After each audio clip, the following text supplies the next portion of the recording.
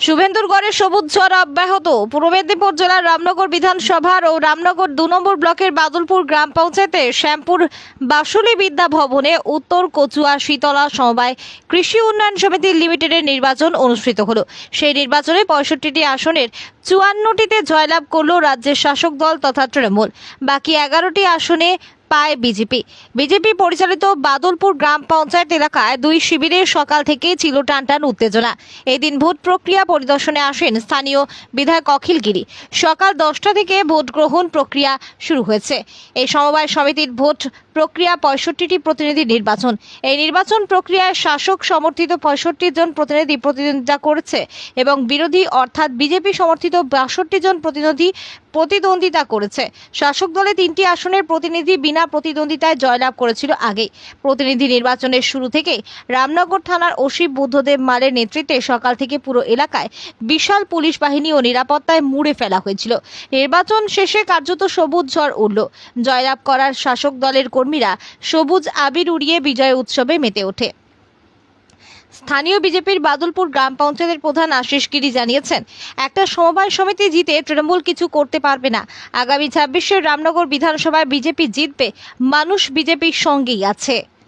জাহাঙ্গীর বাদশাহ রিপোর্ট। এটা তো হওয়ার ছিল। আমি গতকাল আমাদের যে হাইকোর্ট মহামান্য কলকাতা হাইকোর্টের অর্ডার, যারা বিজেপি সমর্থিত ডেলিগেটরা কেস করতে গেছিলো এই ভোটটাকে বানচাল করবার জন্য, এবং কেসের যে হিয়ারিং গতকাল হয়েছে সেখানে 50,000 টাকা ওরা জরিমানা দিয়েছি।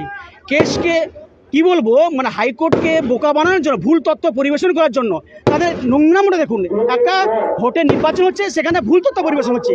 সেই ভুল তথ্য যখন জয় হলো, আমি কালকেই বলেছিলাম যে ভগবান আছে এবং জয় জগন্নাথ বলছে যে পুরো ক্লিন সুইপ। 65টার মধ্যে 55টা আমরা জিতেছি, 54টা হয়েছে, একটা ড্র চলছে। তো 54টা আমরা জিতেছি, ক্লিন সুইপ।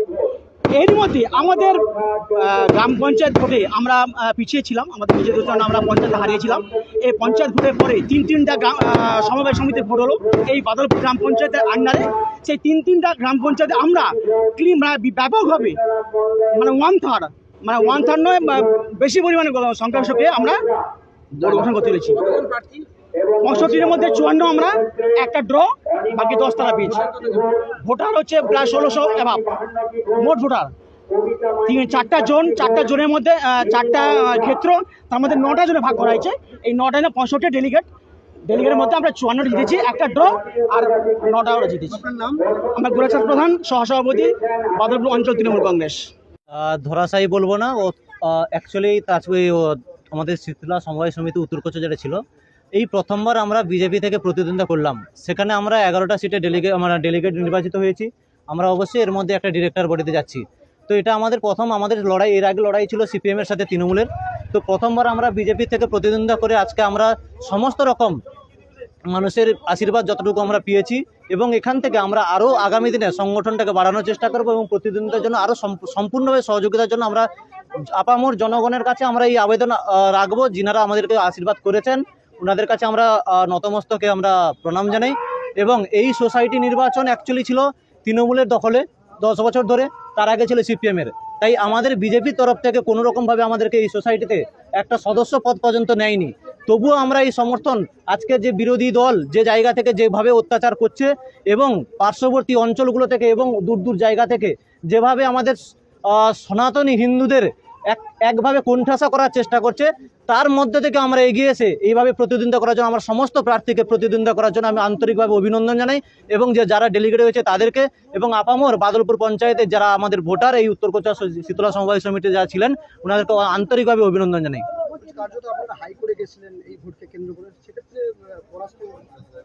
না, বিজেপি আমরা কখনোই হাইকোর্ট যাইনি। জনস্বার্থ মামলা করেছিল এখানকার সাধারণ যারা বয়স্ক ভোটার, তারা হাইকোর্ট করেছিল, হাইকোর্টে আপিল করেছিল, কিন্তু আমাদের সমস্ত প্রার্থী সে বিরোধী দল থেকে হোক শাসক দল থেকে হোক প্রত্যেকে কিন্তু আমরা আমাদের প্রতিদ্বন্দ্বিতা করার জন্য আমরা সমস্ত রকম প্রচার অভিযান চালিয়েছিলাম।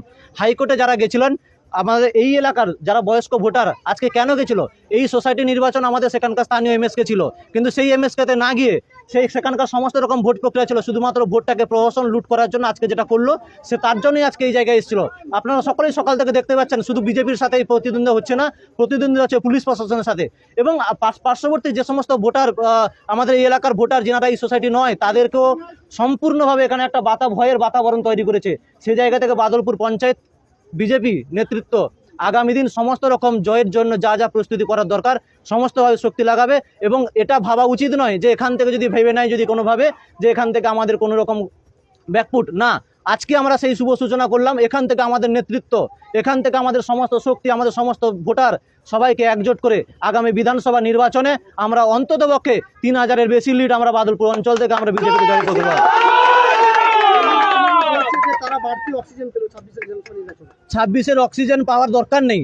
আমাদের বিরোধী দলনেতা শুভেন্দু অধিকারী জানিয়েছেন এই রামনগর বিধানসভা আমাদের বিজেপির পক্ষে আসবে, তার জন্য যা তৃণমূলের যে সমস্ত যে প্রার্থী হোক না কেন আমাদের তাতে কোনো আপত্তি নেই। আমাদের হচ্ছে বিজেপির যিনারা আমাদের যদি একটা কলাগাছও দাঁড়ায় এখানকার মানুষ জানে বিজেপিকে ভোট দিতে হবে, সনাতনী হিন্দুদের ভোট দিতে হবে, প্রধানমন্ত্রীর উপর আমাদের ভরসা আছে, নরেন্দ্র মোদী জয়যুক্ত হবেন। আপনার নাম? আশিস কুমার গিরি, প্রধান বাদলপুর গ্রাম পঞ্চায়েত। শুভ শারদীয়ার প্রীতি শুভেচ্ছা আদি ঢাকেশ্বরী।